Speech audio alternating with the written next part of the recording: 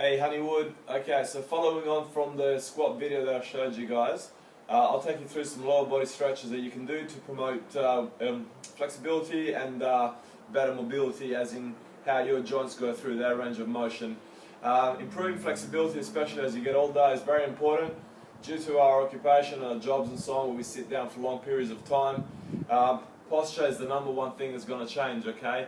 Say for example, if you're somebody who sits down at a desk for long periods of time, okay, into this position here, you're going to develop eventually very, very tight hip flexors, okay? What do the hip flexors do? Well, if they tighten up, they can actually shift your pelvic into an anterior tilt, okay? That's going to create abdominals that are overactive and a lower back that is underactive. Most importantly, your glutes are going to switch off over time. That is also going to create lower back problems, okay? I'll get onto the upper body at another stage, but the series of stretches that I'll take you through will help you to loosen out, particularly around the hip flexors, your quads, your hamstrings, and your glutes. There is also calf stretches, but you can probably find 1,000 of those online. Alright, the first one is kind of all-inclusive and it's called the spider stretch, okay? Starts off pretty easily, goes slightly wider than hip width apart. From that position there, what you want to do is take one leg back, okay, so you're into this split squat position. Okay, everybody's going to differ on how low you can go and so on. If you've got very tight hip flexors, you're going to struggle with the next part, but then I'll show you some variations that you can do, okay? So from this position here, with not enough space between the feet, I'm going to sink in towards the ground, okay? If you have a look at my foot, it's forward and to the outside of the hand. I'm not closing my hip in, but I want it on the outside, okay, of the arm. From that position there, my aim, and if you've got tight hip flexors, this is probably what you're going to look like, okay? But my aim is to sink that hip down. This is going to start to stretch the hip flexor, lengthening the hamstring here on the opposite bent leg. From that position there, breathing and stretching go together. So inhale and exhale, lengthen out. So what you're doing is you're driving the bent knee forward and stretching out the straight leg at the back, okay? You can do about 5 to 10 repetitions, it's up to you how far you want to take it, okay? That's the first one, is specifically for the hip flexor and the hamstring. From this position here, as you get a little bit better, you can take it one step further, okay? So I'll show you front on. So once again, nice wide hip. I'm going to drop the outside arm down towards the floor. You might struggle with this, but you can improve over time. I've seen a lot of my clients do it. So from that position, what I'm going to do is drop down one. Obviously that's going to increase the stretch on the hip flexor, and it's going to require more from the hip, okay? If I'm still comfortable there, I can then drop the other one and sit into that nice deep squat where the groin is nice and open, okay? From that position there, you can take it back up, and you can also rotate for your T-spine, okay? Lower back, up, and you can replace it, hand on the other side, rotate up. You might find that yours looks nothing like this at first, but trust me, if you practice, you'll get better, okay? So that's your spider stretch there. And obviously what you would do is then repeat it on the opposite side. Alright, hip flexor, go into a kneeling stance position like so. Okay, looking for about a 90 degree at both knees. Now there, before you come forward here, you're actually going to shift that hip forward. So push the butt forward here, and all you need to do is then just go a little bit into it. You don't actually have to excessively push forward, because you've already pre-stretched the hip flexor, so just ease into it like so. Okay? How many repetitions up to you and how tight you are. From this, you can also start to target a bit of quad. Okay? So stay into kneeling stance, stay on a soft surface. It's probably going to be gentler on the knee, but what you can do is you can start to pull that back knee up. Stay nice and tall, and pull the heel towards your butt, like so. If you want to increase it, Take the back leg even back. Bring that foot forward. You can assist with your opposite hand if you want for balance, and pull it in. You're going to start to get a nice stretch through the quad, the hamstrings, the glutes, and so on to the quads. If you want to take it to the next level, get a really nice stretch, find an elevated surface like so. Okay, two things you can do with it. We can go back into that kneeling stance where we were at before, but what I actually want to do now is bring my foot up on top of the surface, okay, then get my knee nice and close to it. Okay, so already my quad starting to get a really nice stretch, foot is up on the box, and I can just release into it. Okay, if you want to increase that stretch, you can look back towards your foot, okay, in both directions. It's also going to start to open up a little bit of chest and shoulders. Okay, another good one that you can do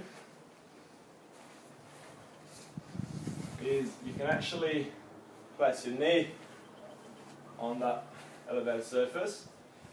That's going to start to once again open up the hip flexor, grab that back foot, pull it in and sink forward at the knee. Really nice stretch this one here, and one that you can do.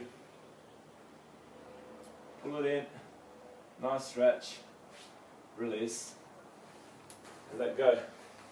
Remember, when you want to stretch into a muscle, you need to inhale, and as you exhale, go into the stretch. The body might resist you a few times, but then it realizes that the stretch is a voluntary one, so it will allow you deeper into it. If your squat is on point, okay, you can go down to a Buddha squat. It's basically a squat that is all the way down, okay? So it looks something like this. Remember, when we go into the squat, we want to open up the groin, okay?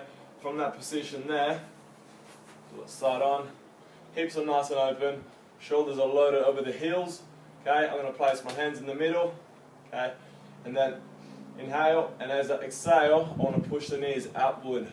That's really going to start to stretch out and open the adductors, the hip adductors, okay, which are also a muscle group that gets very tight. So just gently pushing out, releasing. Good. And you can just keep doing so, but it is quite a low squat, so you might not be able to get there at first. Okay? If you want to take it even further than that, you can do a frog straddle. So place your hands on the front, okay, and then you're going to not load with your whole body, but just gently let the knees fall over the elbows so that your body weight starts to push the knees outward, okay, and open up the groin even further. But you decide how much of your body you want to load by how far forward you lean. Okay, pretty straightforward stuff. Okay, another one that I really like from this position here, which is actually very, very good for the lower back, so that's to open it up, is take your right hand, connect it to the left ankle, left hand, right shoulder.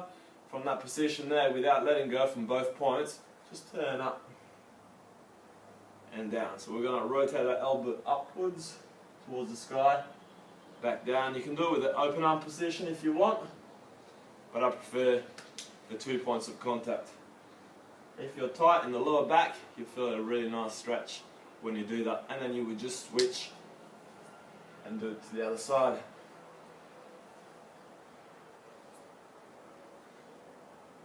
For 3. Okay? Ankles are another issue for a lot of people. How much your foot can dorsiflex. I'll just show you a simple one that you can do. Back into our famous kneeling stance. Okay? Except this time, I'm going to take my hand, place it on the inside of my leg and over my foot. Okay? With the other hand, I'm going to grab the heel. Now the point of this is that I want the foot to remain flat, so I don't want it to raise onto its toes. Okay? From here, I'm going to lean forward with that knee, and I can also push that leg out slightly. So if you have a look, in the side stance, hold it all down, and in. Okay? This is going to start to work some ankle flexibility.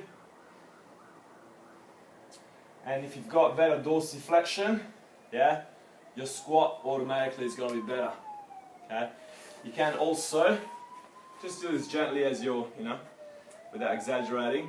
Take the hand on the inside. Okay, so this is going to push the knee inward. Go nice and easy with this one. Other hand on the heel, come forward, and just bring it in a little bit. Okay, you can assist with the arm. It's basically just starting to take the ankle through its range of motion. Alright, there is lots of other stretches that you can do. There's one particularly good for the hamstring. Okay, from a standing position, all you want to do is bring one foot forward. So choose one leg, whichever leg. Okay, as soon as you lock the knee out, your hamstring is going to stretch out. So we start on here. Take one foot forward. With the opposite leg, bend the knee, push the butt back.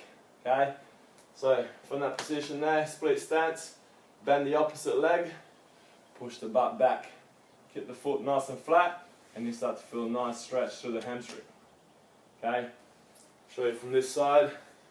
Same leg goes forward. Okay, this leg bends, sit into it, push the hip back. Keep this leg straight, and you start to feel a nice stretch through the hamstrings there. Okay, then you can repeat it on the other side. Cool? Once again, lots of stretches out there. I hope that what I showed you today has helped you a little bit, and I hope you found this video helpful. Thank you.